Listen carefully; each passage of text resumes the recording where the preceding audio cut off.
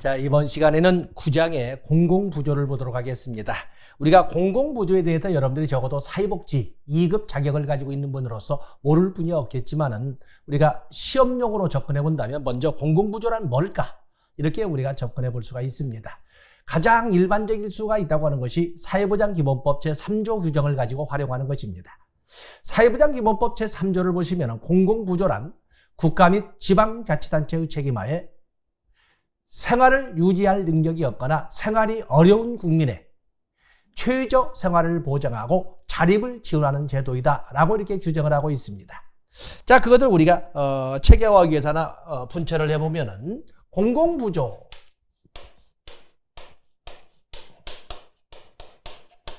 물론 이 자체에 이미 공공이라는 단어가 있기 때문에 공공부조의 문제가 나올 적에 민간 또는 사적 이런 단어가 나오면 그건 연결될 수가 없다, 틀렸다, 이렇게 우리가 단언을 할 수가 있습니다.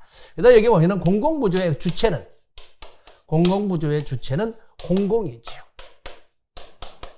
그렇죠? 그래서 이 사회보장기본법 제3조를 보면 국가 및 지방자치단체의 책임하에, 다음에 객체. 사회보장기본법 규정이 뭐라고 되어 있습니까? 생활을 유지할 능력이 없거나 생활이 어려운 국민의, 소위 빈민이지요. 그렇다고 해서 모든 빈민을 대상할 수는 없겠습니다만은 그 빈민의 구체화를, 그 빈민 중에서도 진정 도움이 필요한 빈민을 선별하기 위한 자산조사 규정이 쭉 있는 거지요. 그래서 이 국민기초생활보장법을 통해서 그걸 구체화시키겠습니다. 어쨌든 생활을 유지할 능력이 없거나 생활이 어려운 국민의, 그렇죠, 그래서 빈민을 대상으로 합니다. 그리고 목적을 둘로 사회보장기본법에서는 규정하고 있습니다. 최저 생활을 보장하고 자립을 지원하는 제도이다. 뒤에서 다시 한번 언급을 하겠지만, 그래서 공공부조의 목적은 최저 생활 보장과 자립을 지원하는 제도이다라고 함으로써 자립 지원, 이 두 가지를 목적으로 하고 있습니다. 적어도 우리가 사회복지를 했다면은, 우리가 만약에 공무원까지 꿈을 꾸신다면은 결국에 여러분들이 행복복지센터를 가시게 되면 많은 기초 수급자를 만나게 되는데 그들을 무엇을 위해서 도움을 줄 것인가? 우리가 빈민이라고 해서 소위 빈곤만 가지고 언급을 하지만 그들의 빈곤을 어떻게 도울 것이냐라고 할 때 최저 생활을 보장하고, 그리고 영원히 언제까지나 도와준다는 것이 아니라 홀로 서기할 때까지만 도와주는 제도이다라고 이렇게 설명하고 있는 것입니다. 그래서 사회보장기본법을 이렇게 주체, 객체, 그리고 목적 두 개로 설정을 해서 언급을 했습니다. 자, 이런 것을 다양한 시험 현장에서 나온 문장을 가지고 번호를 쭉 나열을 했습니다. 한번 읽어보도록 하겠습니다. 공공부조, 국민의 생존권을 보장하기 위해, 뒤에 이제 공공부조에 좀 더 이제 학문적 접근을 했는데 뒤에서는 보겠습니다만은, 어쨌든 그 기출문제의 분석을 보면은 국민의 생존권을 보장하기 위해 국가 및 지방자치단체가 주체가 돼요. 이 공공이 나와 있죠. 국가와 지방자치단체를 주체로 합니다. 빈곤한 국민의 최저 생활을 보장하는 것이다. 좀 더 살펴본다면 최저 생활을 보장하고 자립을, 최저 생활을 보장하되 언제까지 최저 생활을 보장한다? 홀로 서기할 때까지만. 이렇게 해서 우리가 문장을 ing의 개념으로 풀어갈 수가 있습니다. 다음에 두 번째 보시면은 국가 책임하에, 주어로 온다면 공공부조란 국가 책임하에, 이때 국가라고 하는 넓은 개념이죠. 중앙정부 차원에 있는 넓은 개념과 2005년 이래로 지방자치, 사회복지의 지방사업화의 과정을 통해서 말하기 때문에 여기 국가라고 하는 것은 넓은 개념의 국가라는 것을 알아주시게 되겠습니다. 국가 책임하에 도움을 필요로 하는 사람에게 무기여 급부를 제공하는 제도로서 저소득 계층의 개인이나 가족에게 제공되는 현금급여 등등을, 뒤에 뭐 아니면 현금급여, 현물급여 등등등을 말할 수 있다라고 해서 거기 뒤에 나오는 뭐 의료부조, 사회서비스를 말한다고 했는데 어떤 이런 다양한 급여를 말한다, 이렇게 여러분들이 생각을 하시면 되겠습니다. 어떤 다양한 급여를 말한다. 그다음에 세 번째를 보시면은 사회보험이 소득에 따른 보험금 cap출과 일정 비율의 보험 혜택을 주는 것이라면 공공부조는 세금을 통하여, 그래서 공공부조는 재원을, 사회보험은 재원을 주로 수혜자가 되고자 하는 사람이 기여한 객출금이라고 하고 또 우리는 보험료라고 하고 있습니다만 보험료를 주된 재원으로 하여 운영을 하고 있지만 바로 이 공공부조라고 하는 것은 주체가 국가냐 지방이냐의 차이는 있겠지만 국세나 지방세와 같은 조세를 재원으로 해서 움직이는 공통적이라면 조세라고 하는 것이나 또 사회보험료라고 하는 사회보장성 조세나 모두 성격은 공공재원으로서 의미를 갖습니다만은 어떤 그래도 굳이 구별을 한다면 사회보험은 주로 보험료를 주된 재원으로 해서 운용을 하지만 공공부조는 세금을 통하여 재정이 형성되고 그래서 조세를 재원으로 해서 운영된다는 데서 차이가 있는 것입니다. 그래서 그 앞에는 배경 지식으로서 설명한 것이고 두째 줄 공공부조는 세금을 통하여 재정이 형성되고 최저 생계비 수준 이하에 있는 빈곤층에게 무상의 혜택을 주는 것이다. 앞에서는 무기여, 그렇죠? 기여가 없어도 급여를 제공하는 방식이다라는 말을 이렇게 무상이란 말로 바꿔서 설정을 했습니다. 다음에 4번은 여러분들이 봐주시되 뒤에 보면은 쭉 보시되 뒤에 이를 위해 바로 이 무상의 혜택을 주기 위해 또는 무기여 급부를 주기 위해서 다 주는 건 아니고 주어야만 하는 사람만을 대상으로 하게 되는데 바로 그것을 우리는 운영 이념에서 선별주의라고 하지 않습니까? 바로 이 선별주의의 도구를 우리는 자산조사라고 합니다. 그래서 5번 쭉 읽어보시되 둘째 줄 이를 위해 자산조사가 필수적이다. 그래서 자산조사 공공부조의 다양한 특징, 공공부조의 다양한 전제 조건이 존재하겠지만 어떠한 경우에도 빼놓을 수 없는 것은 자산조사가 되겠습니다. 그래서 자산조사에 액센트 주시고 또 5번에 보시면 사회보험이 노동자의 상호부조 조직인 공제조합, 노동자의 상호부조 조직이라는 공제조합의 것은 하자면 중세 유럽으로 본다면 길드를 말합니다. 길드. 그래서 공제조합의 기원을 두고 있는 데 비해 공공부조는 그 기원을 얻지 않는다. 빈민법에서 엘리자베스 구빈법 등에서 저희 구빈법에서 그 기원을 찾고 있다라고 이렇게 정리를 했습니다. 공공부조는 종래에는 없다. 그러면 채워준다. 배고프다. 먹을 수 있게 해준다. 이런 정도의 개념이었지만 오늘날에는 그 개념이 다소 변형되었습니다. 특히 1970년대 복지국가의 위기가 도래하고 그런 과정에서 국가의 재정이 열악했음에도 불구하고 이 돕는다는 것을 악용하는 돕는다는 것을 오남용하는 일부 직업적인 클라이언트가 등장을 해서 국가 재정을 더욱더 악화시키면서 동시에 자활을 지원하고자 하는 국가의 선의를 이런 말하자면 왜곡시킨 소위 빈곤의 영속화가 막 분위기가 됐거든요. 보통 우리는 그것을 도덕적 대의라고 했습니다만은 그래서 나오는 것이 1980년대 이후 신자유주의 과정에서 자리 잡은 적극적 복지. 그냥 배고픈 자를 돕는 것이 아니라 살아남으려고 하는 자를 돕는. 그래서 근로 연계복지, 그래서 웰페어 개념이 아니라 워크페어의 개념으로 바뀌어져 가는 이런 역사를 우리가 찾아볼 수가 있습니다. 그런 과정에서 우리가 단어로 한번 나열해 볼 수 있는 것이 거기 보면 1번의 신자유주의, 2번의 근로 연계복지, 또 그런가 하면 1990년대로 넘어가서 있었던 미국 클린턴 정부의 복지정책, 해부 내용까지는 보지 않아 좋습니다. 이런 등등은 적어도 생각을 해보셔야 되고, 자, 페이지 넘어가 보세요. 그런가 하면 영국으로서는 1990년대 후반으로 가는 토니 블레어 노동당 정부에서 이끌어갔던 제3의 길, 또 그런가 하면 우리나라에서는 바로 이 김대중 정부의 생산적 복지, 이런 용어들은 바로 단순히 돕는 것이 아니라 도와야만 하는 사람을 돕는다. 도와줘야만 할 사람을 돕는다라는 근로 연계복지의 개념, 바뀌어진 신개념의 공공부조의 공통점을 찾아볼 수 있다는 점에서 바로 여기에 있는 반 페이지를 할애를 했던 것입니다. 다음에 공공부조의 빈곤의 함정. 조금 전에 말씀드린 것처럼 그야말로 빈민의 자립자활을 돕기 위해서 국가가 세금까지 써가면서 돕는데도 불구하고 그걸 오남용하고 악용하는 이런 나쁜 놈들까지 도와줘서는 안 되는 거거든요. 왜 나쁘냐고 한다면 그야말로 잠 안 자고 열심히 일해서 축적해 놓은 재산의 일부를 뚝 띄어서 큰맘 먹고 뚝 띄어서 세금이라는 이름으로 내놨더니 그것을 이렇게 아예 직업적으로 빌어먹으려고 하는 자들에게 도와줘야만 하는가 하는 문제가 등장하지 않습니까? 그런 놈들을 도와줘서는 안 되지요.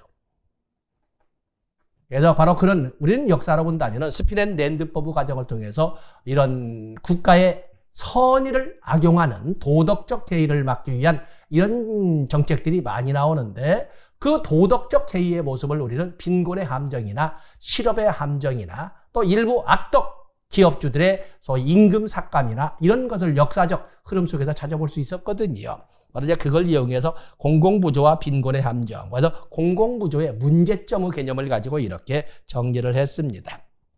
개념은 1번에 빈곤의 함정이란 포버티 트랩, 그래서 빈곤의 덫, 빈곤의 함정 이렇게 영어 번역이 되고 있습니다만은 높은 수준의 사회보장급여는 빈민에게 자력으로 이를 내게서 가난에서 벗어나게 하기보다는 사회보장급여에 의존하여 생계를 해결하려는 의존심을 갖게 함으로써 오히려 빈곤에 정체하게, 빈곤에 정체되어 버리는, 즉 빈곤의 영속화만 가속화시키는 이런 문제를 가져왔다 하는 것을 빈곤의 함정 개념으로 봤습니다. 그래서 이 빈곤의 함정은 결국에 돕는다는 착한 마음에 넉넉함이 충분한, 아니면 아주 좀 과다가 볼 수 있는 이런 사회보장급여가 오히려 자립자활을 막고 빈곤의 영속화만 가속화시키는 이런 문제를 가져오는데, 그런 표현들을 근로 유인을 저하시킨다라고 이렇게 표현하기도 합니다. 바로 이런 문제를 막기 위해서 나온 것이 신빈민법에서 나왔던 열등처우의 원칙, 또 그러면 요즘에 보면 근로장려금 등을 통해서 이렇게 볼 수 있는 또 근로장려금이나 이런 그 정책들은 모두 여기에 나오는 거거든요. 또 그러면 소득공제제도, 그죠? 소득공제, 바로 이런 등등은 바로 빈곤의 함정을 피하고자 하는 국가의 정책적 대입이다라고 이렇게 봐주시면 되겠습니다. 다음에 근로장려금이 있습니다. 근로장려금, 자녀장려금이 있는데, 근로장려금이라고 하는 것은 대상을 누구로 해요? 근로장려금은 그야말로 극빈 근로자 가구를 대상으로 합니다. 우리가 정책 분석을 해보면 이렇게 볼 수 있습니다. 정책 분석. 근로장려금, 자녀장려금. 이렇게 보시면 정책 분석을 우리가 앞에서 배웠습니다만, 누구를 대상으로 할 것인가, 무엇을 가지고 도와줄 것인가, 무슨 돈으로 재원을 삼을 것인가, 누가 이 업무를 책임지고 맡아 운영할 것인가, 전달이란 말로 썼습니다. 그래서 이 근로장려금의 첫 번째 할당. 누구를 대상으로 하는가. 처음에 본래 등장할 때, 2007년에 미국에서 처음 등장할 때, 그리고 그걸 아시아에서 가장 먼저 받아들이는, 우리나라에도 처음 받아들일 적에는 누구를 대상으로 하느냐는 것은, 이건 극빈 근로자 가구를 대상으로 했어요.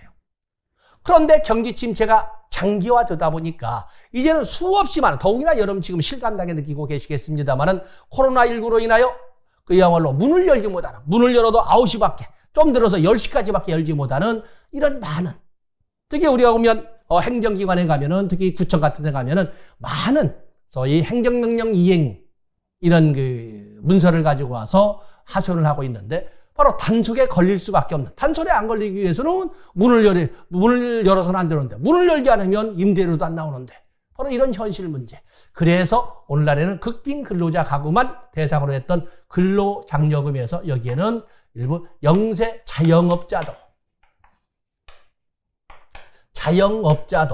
그래서 적어도 10대 자격 같은 전문 자영업자는 아니고, 그래서 보통 영세 자영업자도 대상으로 하고 있습니다. 다음에 무엇을 제공할 것인가 문제인데, 여기는 급여의 종류에는 현금급여, 현물급여, 바우처, 기회, 권리 이런 등등의 급여를 배우지 않았습니까? 이 근로장려금, 장려금 하는 것처럼 여기는 현금급여로 해서 이렇게 제공을 하고 있습니다. 그래서 여기는 근로장려금은 3개, 근로장려금 3개 범주로 나누어서, 자녀장려금은 쓰지 않았으면, 자녀장려금은 18세 미만의 자녀가 있다면 1인당 상한선 70만 원씩을 제공함으로써 보탬이 되게끔 현금으로 지급하는 제도가 되겠습니다. 다음에 무엇을 재원으로 할 것인가, 파이낸스 무엇을 재원으로 할 것인가에 해서 여기는 그야말로 공공재원인 조세를 가지고 운영하고 있습니다. 공공재원인 조세를 가지고 운영하고 있는 거지. 우리가 보면 공공재원에는 조세, 또 사회보장성 조세, 또 조세 비용 이런 세 가지를 가지고 다루고 있지 않았습니까? 그처럼 이 조세를 가지고 운영을 한다. 다음에 전달의 업무를 누가 맡을 것인가? 전달. 자, 여기는 국세청이 되겠습니다. 뭐 어떤 분들이 그거 기획재정부 아닙니까? 라고 하는데 국세청은 기획재정부 산하에 있는 청이 되겠어요. 그래서 기획재정부 산하에 국세청이 주체가 되어서 운영하는 제도가 바로 이 근로장려금이 되겠어요. 근로장려금이라고 하는 것은 세금을 걷기보다는 오히려 열심히 자립자활하려고 해서 살려고 발버둥 치듯이 노력하고 있음에도 불구하고 최저 임금에도 미치지 못하는 소득을 가진 근로자에게 세금을 걷기보다는 오히려 세금 낼 만큼의 소득이 되게끔 어느 정도를 채워주는 세금 제도와는 정반대로 되지 않았습니까? 그러다 보니까 이것은 네거티브 소득세는 인컴 텍스를 소득세라고 영어로 배웠는데 거꾸로 된 소득세다. 걷는 세금이 아니라 오히려 채워주는 세금을 내지 못하는 안타까움을 헤아려서 세금 낼 만큼을 다 채워주는 건 아니지만 낼 정도의 어느 수준까지를 채워주는 그렇기 때문에 거꾸로 된 세금 제도다. 그래서 네거티브 인컴 텍스라고 해서 이 성격은 거꾸로든 해서 부의 소득세다. 그래서 네거티브 인컴 텍스다. 이렇게 우리가 쓰고 있지 않습니까? 자, 이런 성격을 가진 것이 근로장려금, 자녀장려금이 되겠어요. 물론 근로장려금을 만들 적에 저출산, 노령사회, 저출산, 고령화 사회에 대한 발을 맞추고자 한 건 맞지만 시대는 맞았습니다. 그래서 이 근로장려금을 만들 적에 애들 키우기가 힘들어서 많이 안 낳는다. 지금 우리가 저출산 문제로 인해서 많은 두려움을 느끼고 있지 않습니까? 사회보장기본법에서도 보면은 8개의 사회적 위험을 열거하면서, 예시하면서, 거기 보면 출산, 장려를 첫 번째, 두 번째 사회적 위험으로 이렇게 나열하고 있지 않습니까? 저출산에 대한 국가의 두려움이 얼마나 큰지를 정책적 우선순위를 가지고도 우리가 살펴볼 수 있는 겁니다. 그래서 만약에 자녀 문제 때문에 삶의 질이 떨어진다면 애들이 어느 정도 클 때까지는 이 국가도 이 바로 애들 키우는 비용의 일부를 대주겠다. 그게 바로 근로장려금입니다. 자, 그에 대한 내용을 교재로 보도록 하겠습니다. 자, 읽어볼까요? 근로장려금 제도는 열심히 일은 하지만 소득이 적어 생활이 어려운 근로자 또는 사업자, 이때 영세 자영업자를 말하죠. 의 가구에 대하여. 그래서 종래에는 영세 뭐냐면 그 소위 극빈 근로자 가구. 여기 나오는 극빈 근로자는 여러분 알아서 워킹 푸어를 말하지 않습니까? 워킹 푸어를 대상으로. 다시 말해 스핀앤랜드법에서 대상으로 삼았던 워킹 푸어 아니었어요. 워킹 푸어만을 대상으로 했던 근로장려금 제도에 이런 소위 영세 자영업자의 삶까지도 이렇게 포함을 시키게 되었다는 것을 말합니다. 그래서 거기에 보면은 셋째절 근로를 장려하고 실질 소득을 지원하는 근로연계형 소득지원제도이다. 근로장려금은 둘째 줄 3개의 범주로 나누어 연간 최대 거기 오면 300만 원까지를 지급하게 된다. 자녀장려금은 종래는 최대 50만 원이었으면 이제는 올라서 1인당 70만 원까지 지급되도록 하여 실질적인 소득 증대에 기여하게끔 하는 이런 성격도 가지고 있다는 것을 말하고 있습니다. 다음에 페이지를 넘어가 보시면 이에 대한 근거법은 조세 특례 제한법이다. 그리고 딜리버리의 역할을 하는 것은 국세청이다라는 것을 같이 교재에 정리를 했습니다. 근로장려금은 3개의 범주로 나누어서 이렇게 최대 300만 원까지 지급되도록 하고 있는데 거기에는 단독 가구, 헛벌이 가구, 맞벌이 가구라고는 3개의 범주로 나누는데 근로장려금을 신청하기 위해서는 단독 가구는 총 소득 기준이 2천만 원 미만이어야 되고 헛벌이 가구는 3천만 원, 맞벌이 가구는 3,600만 원 미만이어야 근로장려금을 신청할 수 있습니다. 그래서 단독 가구는 150만 원, 그리고 헛벌이 가구는 300만 원, 260만 원, 그리고 맞벌이 가구는 300만 원까지 지급되도록 이렇게 규정을 하고 있는 것입니다. 그런데 자녀장려금은 다릅니다.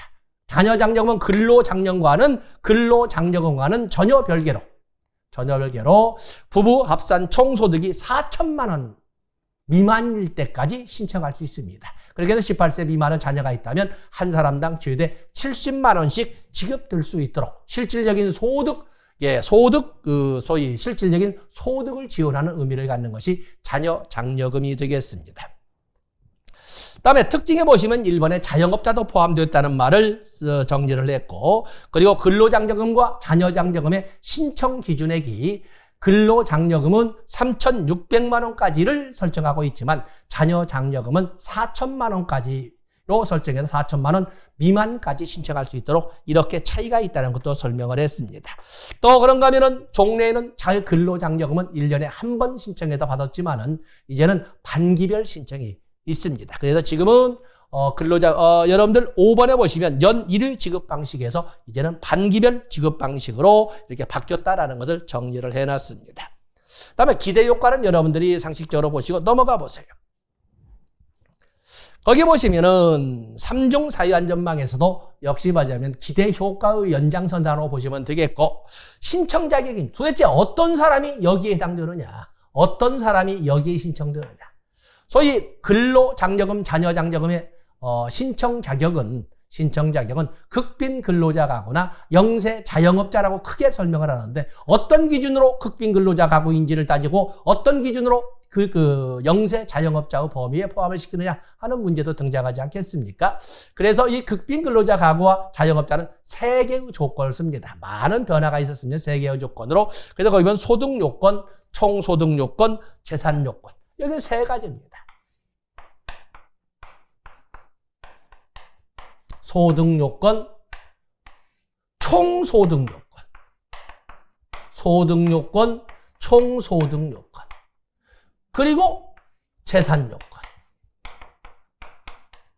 이렇게 3가지. 옛날에는 가구 요건도 있고, 또 그런가 하면 주택 요건도 있고, 여러 기준이 다 사라졌습니다. 다 사라졌고, 소득 요건, 총소득 요건.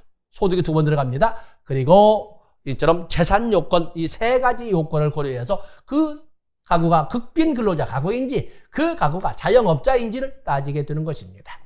자, 세부적인 내용은 그렇습니다만은 소득 요건을 딸 때는 오직 우리가 보면 소득에는 근로소득, 사업소득, 이전소득, 재산소득 등등을 이렇게 쭉 설정을 하고 있는데, 그중에 여기 나오는 근로장려금 신청 자격에서 활용하는 소득은 근로소득만으로, 그것도 읽어볼까요? 2020년에 본인과 배우자의 소득이 근로소득으로만 이거 되어 있죠. 그래서 본인과 배우자의 근로소득만으로 이렇게 계산을 합니다. 그래서 여기 나오는 소득 요건을 때는 본인과 배우자의 근로소득만으로 계산한다. 액수까지는 남겨자고는 않겠습니다만, 그렇게 해서 그것은 거주자이어야 한다. 해서 본인과 배우자의 소득이 근로소득으로만 구성된 거주자이어야 한다. 이렇게 설정을 했습니다. 다음에 총소득 요건은 3개의 범주로 나누어서, 자, 여기 총소득 요건은 3개의 범주로 나누어 설명을 하고 있는데, 단독 가구, 혼벌이 가구, 맞벌이 가구로 하되, 부부 합산 총소득이 단독 가구와 같은 경우에는 2천만 원, 그리고 혼벌이 가구는 3천만 원, 그리고 맞벌이 가구는 3,600만 원까지 설정해서 그 미만이 되면 신청할 수 있다. 그러나 자녀장려금은 그와는 전혀 별개로 4천만 원 미만까지 신청할 수 있도록 규정하고 있다 해서 총소득 요건. 다음에 재산 요건이 있습니다. 재산 요건, 아직까지는 재산 요건 2억 원 미만이면 신청할 수 있습니다. 2억 원 미만 재산 요건. 그 때문에 2억 원 미만을 설정을 하고 있는데, 거기 보면 토지, 건물, 자동차, 전세보증금, 금융재산, 유가증권, 골프이용권, 부동산을 취득할 수 있는 권리를 다 포함합니다. 우리가 말한 것처럼 우리의 세정, 세무행정이라는 것이 만만하지 않습니다. 그야말로 탈세하는 자들이 얼마나 많은데 세금을 거는 거 보면 100%가 넘는 징세율을 자랑하잖아요. 과온합이 얼마나 많겠습니까? 근데도 불구하고 소위 수천억의 세금을 내지 않은 자도 있고, 뭐 이렇게 가끔 나오지 않습니까? 징세팀이 이렇게 찔찍해 보면. 우리나라의 세정은 어마어마합니다. 그렇기 때문에 여기 보면은 재산 요건이라고 할 때 2억 원 미만이라고 설정을 하지만, 거기에는 골프이용권, 유가증권, 글쎄 이제 앞으로 가면은 소위 비트코인도 들어가지 않겠습니까? 바로 이제 이런 등등 해서 재산, 중요한 것이 하나 있습니다. 빚이 많다고 해도, 재산이 얼마나 하더라도 빚이 많다고 해서 빚을 까주지는 않습니다. 거기에 보시면 부채는 차감하지 않는다. 만약에 2억 원 미만이면서도 1억 4천만 원 이상 2억 원 미만이면 다 주지 않고 절반만 준다는 거 따라 주셔야 됩니다. 그래서 2억 원 미만이면 소위 근로장려금을 신청할 수 있지만, 그러나 1억 4천 이상 2억 원 미만이면 근로장려금을 다 주지는 않는다. 이렇게 보시면 됩니다. 근데 여러분 생각해 보세요. 보통 우리가 근로자, 워킹 푸어라고 하는 워킹 근로자는 주로 어디에 사나요? 근로자들은 주로 도시를 중심으로 흩어져 있잖아요. 그러면 특히 대도시라고 볼 수 있는 수도권 2,500만을 가지고 생각을 해보시면 수도권 2,500만 인구, 약 2천만 이상의 인구에서 2억이라는 것이 어떤 돈일까? 여러분들 아파트 한 채에 얼마입니까? 아파트 여기 전세보증금도 있잖아요. 전세보증금에서 2억 미만짜리가 있긴 하죠. 있긴 합니다. 수도권이라고 전부 아스팔트권으로 만든 건 아니고 하기 때문에 없지 않아 있겠지만은 주겠다는 거야? 안 주겠다는 거야? 이런 것도 우리가 생각해 볼 수가 있어요. 2억 미만의 단순 수치로 보시고 우리가 현실 속에서 2억이란 재산이 이 대도시권에서는 어떤 의미를 가질까? 어떤 사람이 신청할 수 있을까? 이런 것도 생각해 보셔야 됩니다. 자, 너무 이제 시각에 철학적 나갔습니다만 어쨌든 근로장려금을 신청할 수 있는 것은 이렇게 두 개의 범주, 극빈 근로자가구와 자영업자의 범위로 확대되어 있는데 그에 대한 선정 기준은 소득요건 근로소득으로만 계산합니다. 부부와 본인과 배우자의 근로소득만으로 계산한다. 다음에 총소득요건 부부 합산 총소득으로서 단독가구, 헛벌이 가구, 맞벌이 가구로 이렇게 해서 2천만 원, 3천만 원, 2천만 원, 3천만 원, 3,600만 원으로 규정을 하고 있다. 또 그런가 하면 재산소득 2억 미만이어야 신청할 수 있도록 하지만 1억 4천만 이상이면 50%만 지급하도록 규정하고 있다. 부채는 탕감해주지 않는다. 이런 것도 같이 봐주시면 되겠습니다. 다음에 근로장려금이 그동안 워낙 좀 뜸해서 좀 살찌워봤습니다. 그다음에 학적으로 사회복지학적 개념으로 공공부조를 보도록 하겠습니다. 다음 페이지에 보면 공공부조의 일반적 특징 다 이미 알고 있는 내용이지만 글자로 보겠습니다. 공공부조이기 때문에 주체는 공공입니다. 퍼블릭이죠. 공공. 국가나 이때 국가는 좁은 의미의 국가, 지방자치단체가 주체이다. 재원은 공공재원인 일반조제로 활용한다. 그리고 지급은 무기여 급부로 제공된다. 기여가 없어도 설사 이전에 기여가 있었다 하더라도 상관없이 기여와는 무관하게 제공이 된다 이 말입니다. 다음에 자산조사 등을 통해서 사실 여기 문장을 길게 줬지만 공공부조의 지급 방법이나 공공부조의 대상자 선정은 신청 플러스 자산조사입니다. 먼저 신청을 한 다음에 자산조사를 하는 거거든요.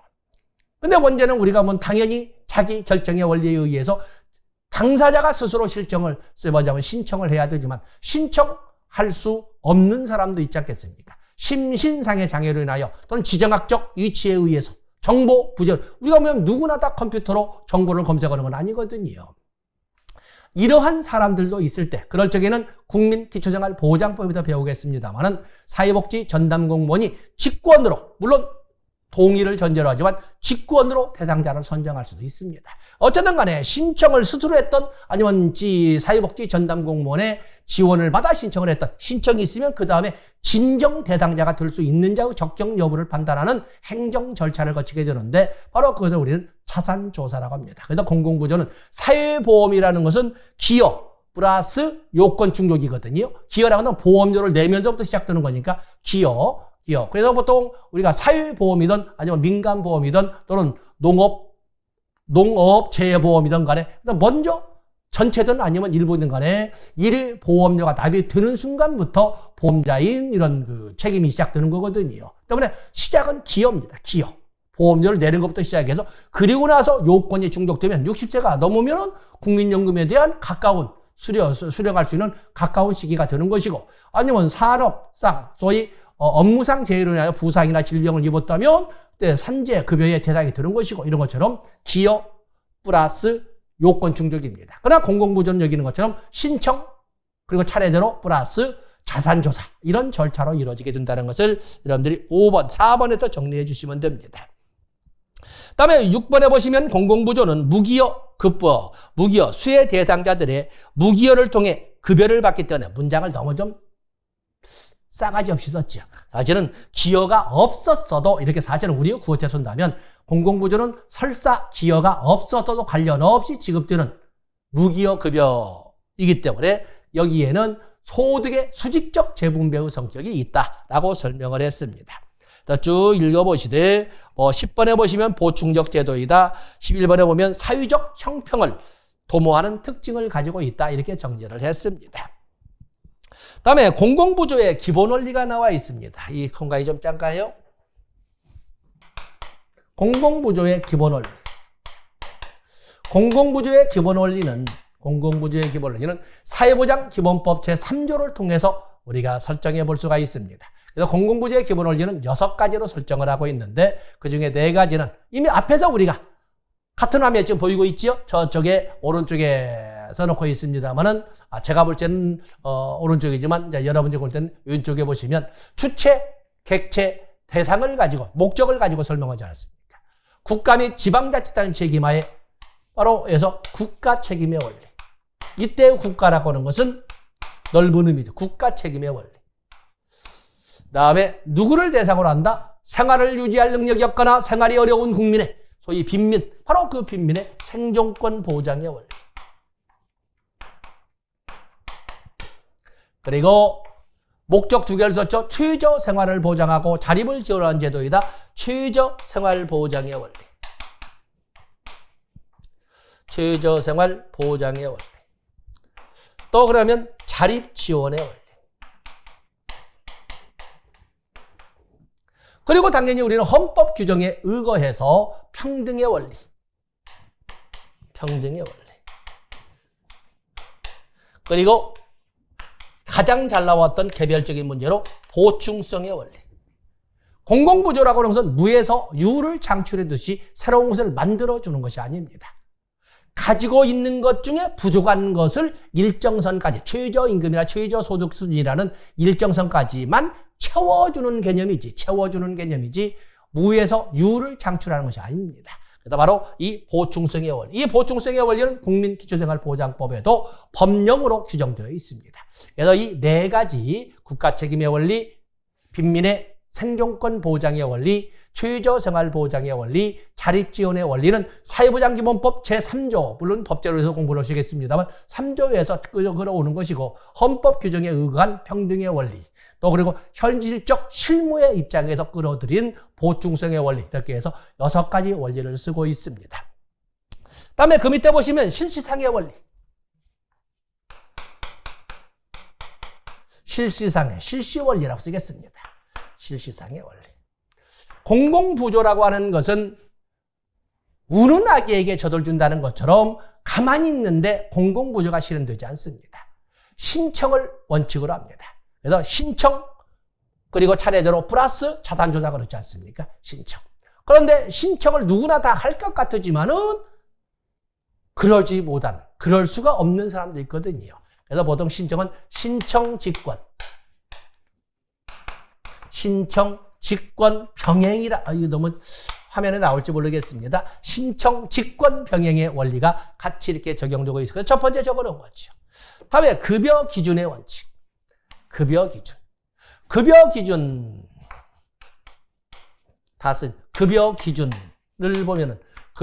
보면 처음부터 무작정 아무런 어떤 절차도 없이 주는 것이 아니고 처음에 신청이 있게 되면 처음에 적격용을 너 도와달라고 신청 울고 있는데 정말 도와줘도 되는 것인지 아닌지를 확인하는 생활능력심사. 생활능력을 심사합니다. 적격 여부를 판단하는 거죠. 그래서 생활능력을 심사해서 적격 여부를 판단해서 통과가 되면 그 다음에 그래 도와줄 만한 사람이네, 도와줘야 되겠네. 그런데 뭐가 필요하지? 수요 측정. 디맨드가 있습니다. 아 그래 식량이었구나. 그래서 식량을 근데 얼마큼 도와주지? 인구 가족 수가 몇이야? 얼마큼? 부족분 측정.